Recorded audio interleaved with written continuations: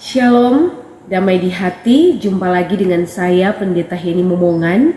Salam sukacita dan damai sejahtera bagi kita semua.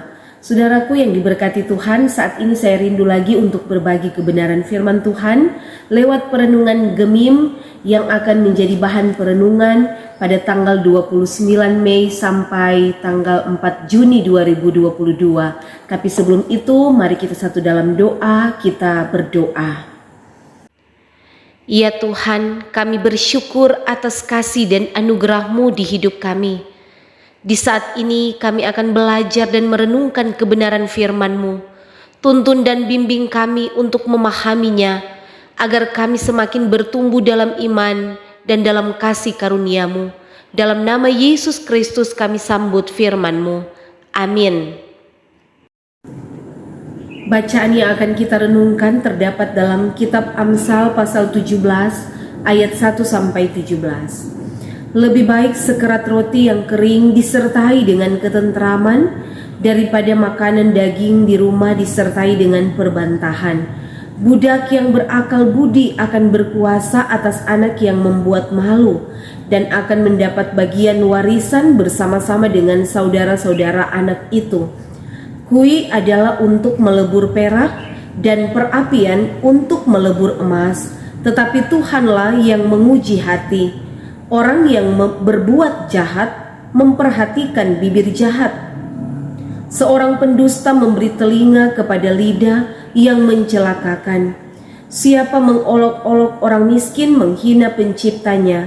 Siapa gembira karena suatu kecelakaan tidak akan luput dari hukuman.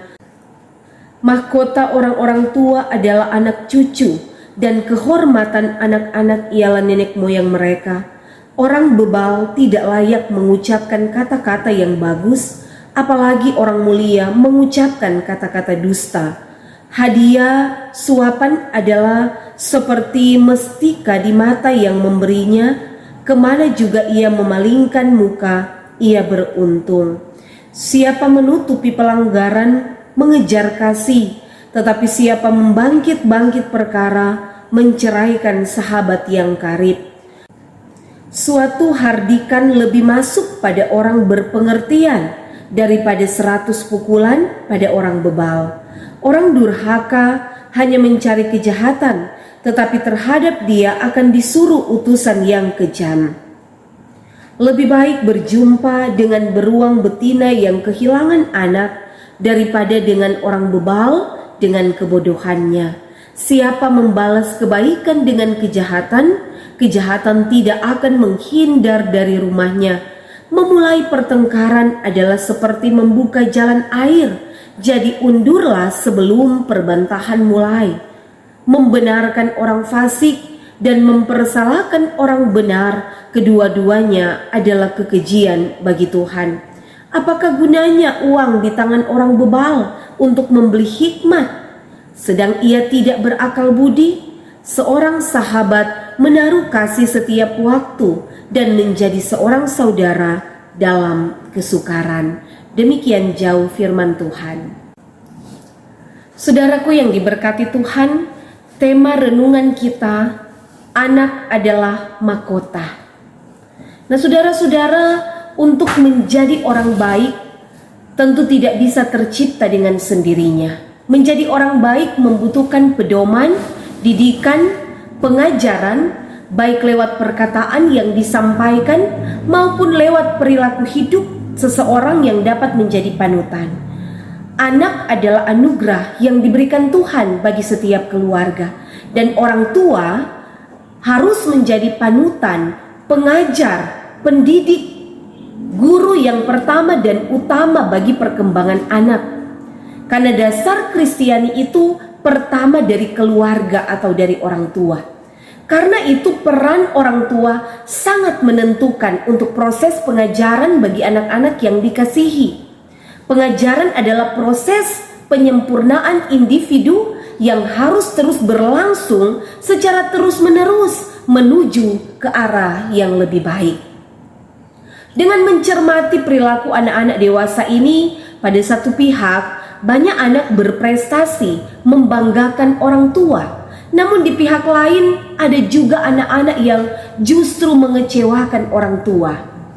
Nah, kita bersyukur bila mana dalam keluarga anak-anak kita memberi sukacita dan ketenteraman dalam keluarga, dalam gereja dan masyarakat.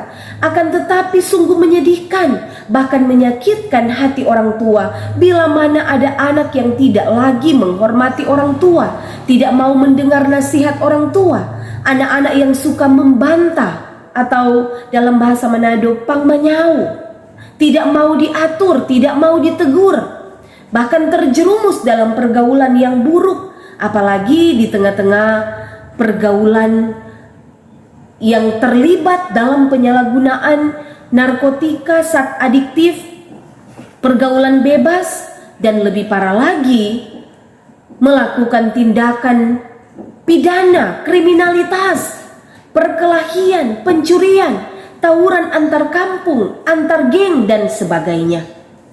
Karena itu pendidikan budi pekerti, moralitas, dan akhlak yang didasarkan pada takut akan Tuhan itu penting sekali dan harus jadi prioritas dalam keluarga demi menangkal perilaku anak yang menyimpang seperti yang disebutkan tadi, supaya anak-anak kita memiliki karakter dan kepribadian yang baik, bijak, dan berhikmat dalam takut akan Tuhan. Kata pengamsal, anak yang bijak mendatangkan sukacita, mendatangkan kebanggaan bagi orang tua, karena anak adalah mahkota orang tua. Tetapi anak yang bebal menyakiti hati ayahnya dan memedihkan hati ibunya. Saudaraku yang diberkati Tuhan, kitab Amsal ditulis Salomo dengan tujuan untuk memberi hikmat dan pengertian mengenai perbedaan perilaku yang bijak dan bebal, orang benar dan orang fasik, yang disampaikan dalam bentuk perumpamaan atau peribahasa. Kecintaan Salomo terhadap hikmat, kebijaksanaan, dan pengetahuan merupakan suatu pengajaran dan pendidikan yang mengarah kepada instruksi atau perintah secara moral dan etika, pengajaran karakter terhadap anak dan juga umat Tuhan. Pengajaran tentang hikmat merupakan suatu yang sangat berharga dan terus diajarkan bagi semua orang, terlebih bagi anak-anak.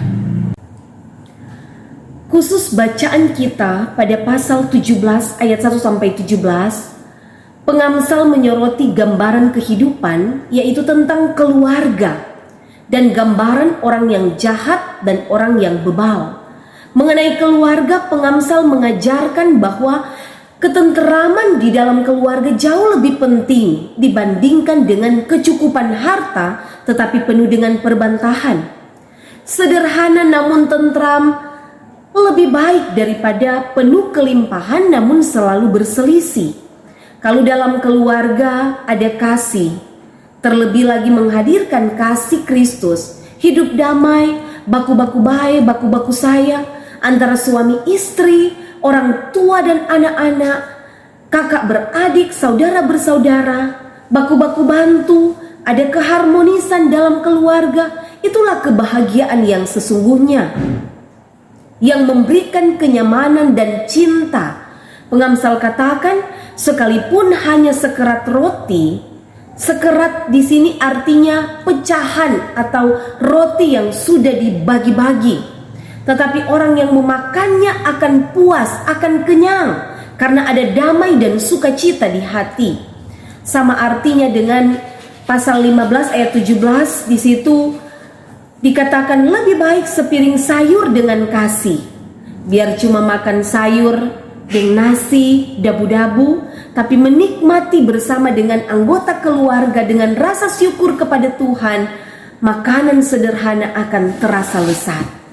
Daripada lembut tambun dengan kebencian, atau makanan daging serumah disertai dengan perbantahan. Artinya biar makanan enak, makanan daging, lengkap semua tersedia, tapi kalau selalu berseteru, selalu bertengkar, selalu ribut, cekcok, apalagi dalam keluarga, saling buka aib satu dengan yang lain, suami istri, baku marah, kakak adik berselisih paham, sobaku jual di sosmed, masalah sepele, naik status di FB, maka makanan seenak apapun akan terasa hambar, terasa asam, bahkan pahit. Karena sudah ada kasih yang tulus, yang ada justru kebencian. Konflik yang tidak terselesaikan itu bisa jadi penyakit dalam keluarga. Tanpa kasih dan ketentraman dalam rumah tangga keluarga kita, tanpa kasih dan ucapan syukur, apalah arti kemewahan dan kekayaan? Semua itu tidak berarti apa-apa. Sebaliknya, suasana yang tentram, perasaan yang damai dan penuh cinta kasih, serta ucapan syukur itu jauh lebih berharga daripada harta kekayaan. Karena itu sebagai orang tua adalah lebih baik mewariskan kepada anak-anak teladan hikmat, teladan iman, hidup takut akan Tuhan, menanamkan nilai-nilai Kristiani. Tetapi juga sebagai orang tua tentu memberi contoh dan teladan bagaimana keharmonisan itu dijaga, dipelihara, menghadirkan kasih Kristus dalam keluarga, sehingga anak-anak kita akan terbentuk karakter dan kepribadian yang baik, menjadi pribadi yang berhikmat, menjadi orang bijak dan terlebih takut akan Tuhan. Daripada mengejar harta kekayaan untuk diwariskan kepada anak-anak, tetapi mengabaikan pengajaran dan hikmat, pengamsal memberi gambaran bahwa budak yang bijak, yang berakal budi, yang bermoral dan berbuat kebaikan dapat saja menerima warisan menggantikan anak yang membuat malu, sekalipun anak itu sebagai ahli waris. Artinya harta kekayaan itu bisa saja diambil atau diberikan kepada orang lain kalau seorang anak tidak berbakti kepada orang tua, malah mempermalukan atau menyakiti hati orang tua. Realitas di masa sekarang ini, orang tua dengan berbagai kesibukan, aktivitas kerja yang tinggi, sehingga kurang peduli terhadap pendidikan anak. Sehingga ada ungkapan, yang penting Joso kasih sekolah. Padahal pendidikan formal tidaklah cukup untuk pembentukan karakter. Harus diimbangi dengan pendidikan non formal, yaitu pengajaran, didikan, nasihat dari orang-orang terdekat, terlebih lagi dari orang tua. Karena tidak dapat dipungkiri saudara-saudara, perkembangan zaman sekarang ini banyak membawa perubahan, perkembangan ilmu pengetahuan dan teknologi yang dapat saja berdampak positif, tapi juga dampak negatif yang tidak terbantahkan. Banyak contoh, orang tua terlalu sibuk kerja, tidak ada waktu lagi memberi pengajaran bagi anak-anak.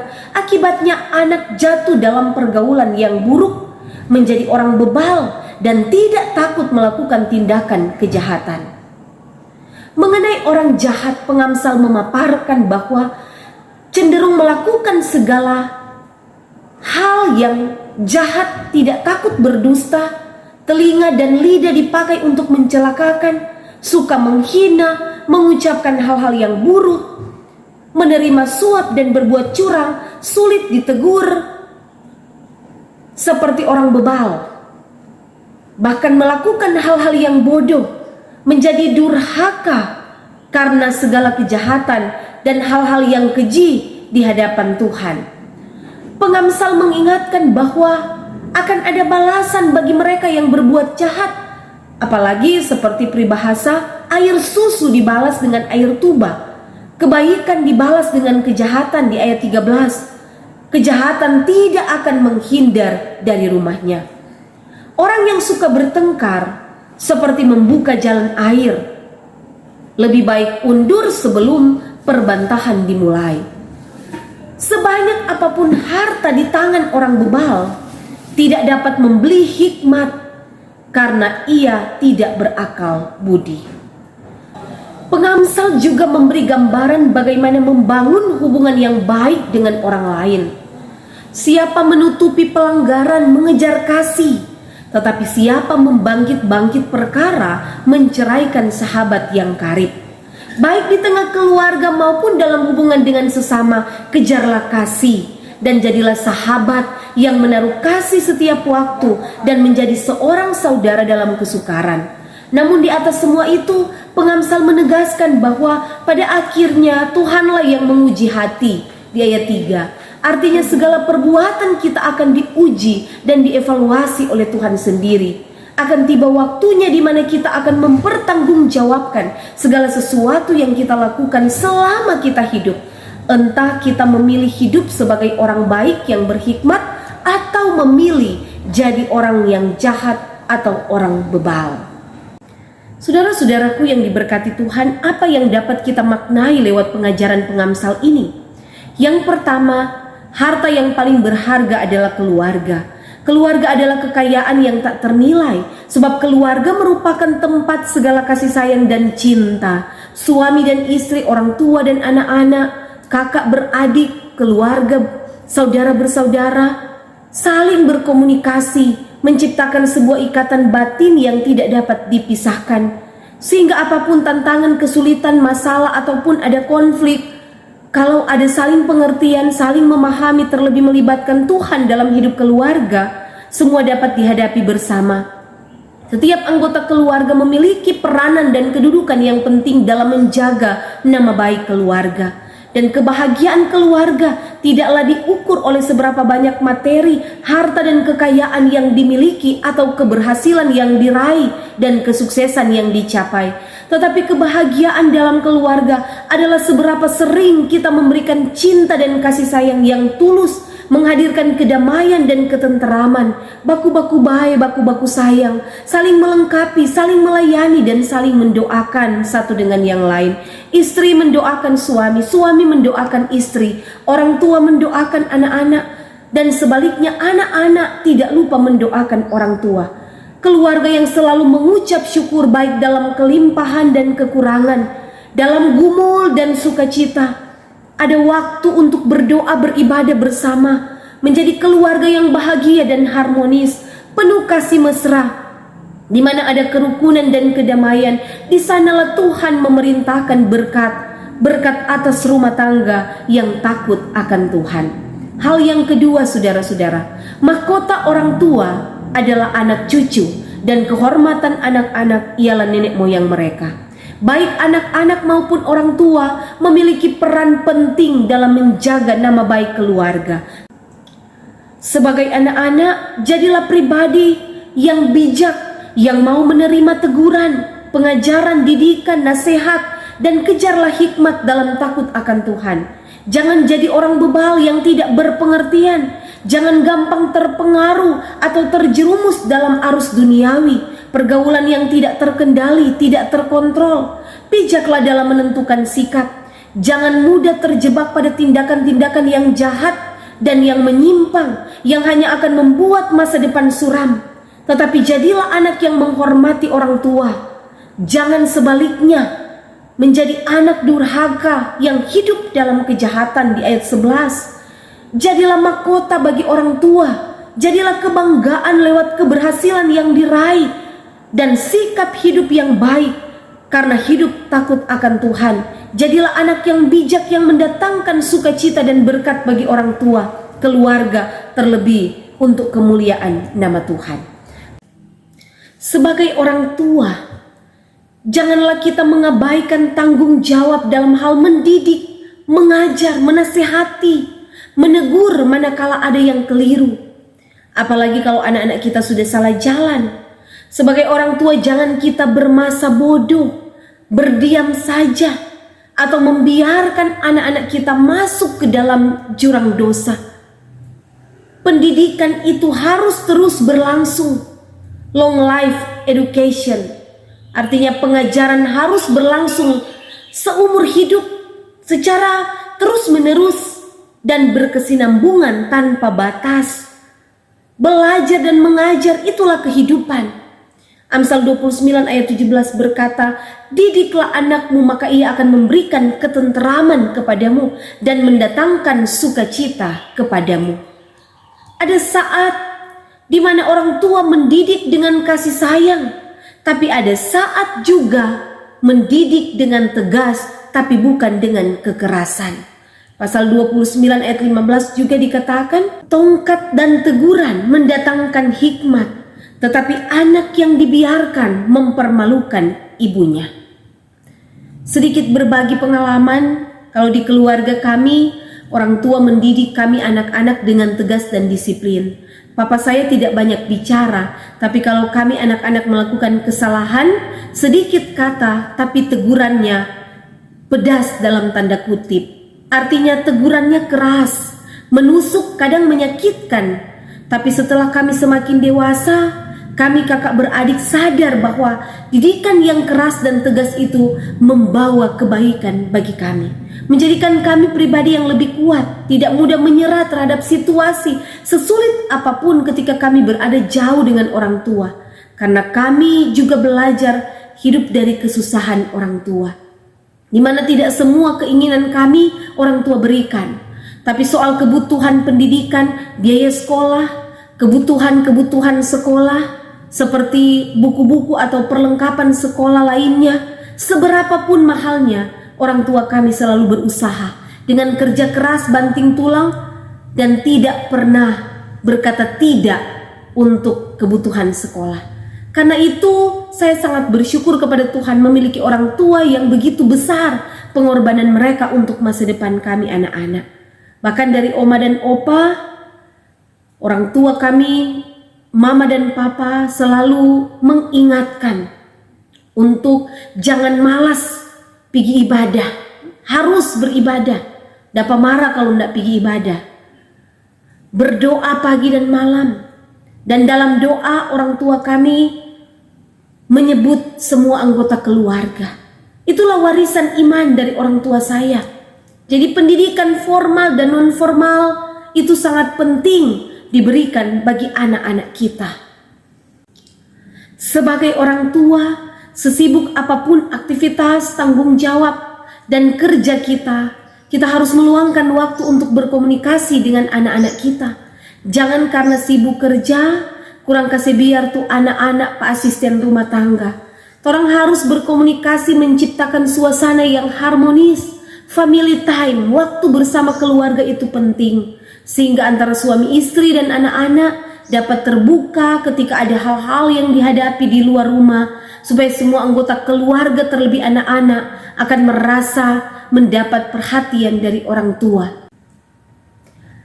Hal yang ketiga, bangunlah hubungan yang baik dengan semua orang, bukan cuma di antara keluarga, tapi membangun hubungan yang baik dengan siapa saja tanpa pandang bulu, saling menghargai, hidup damai dengan semua orang.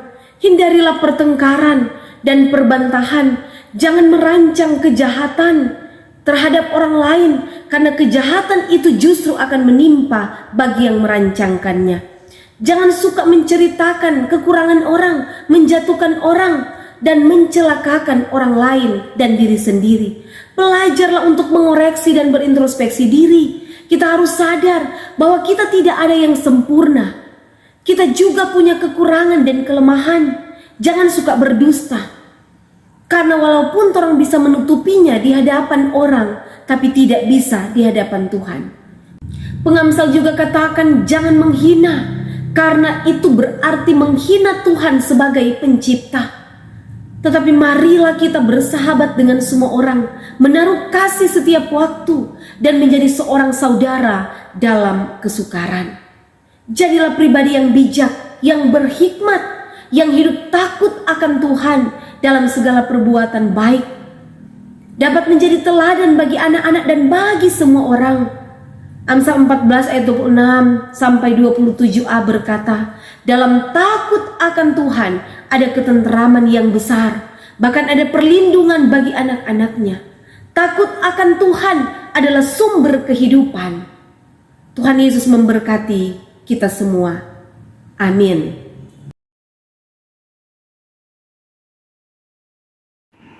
Mari kita berdoa. Ya Bapa di sorga, terima kasih untuk kesempatan yang baik. Kami sudah mendengar firman-Mu. Roh Kudus-Mu menuntun kami untuk menghidupi firman-Mu, sehingga kami bukan hanya sebagai pendengar firman, melainkan menjadi pelaku-pelaku firman yang setia.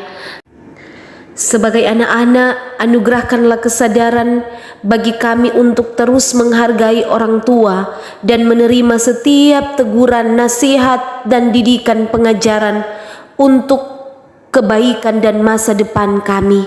Sebagai orang tua, mampukanlah kami untuk menjadi teladan, memberikan pendidikan yang baik dan pengajaran, terlebih lewat sikap hidup kami yang dapat menjadi teladan.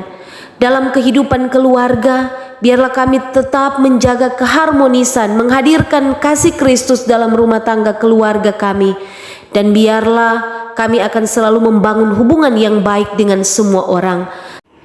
Terima kasih ya Tuhan, berkatilah kehidupan kami lewat setiap usaha, pekerjaan, dan pelayanan kami.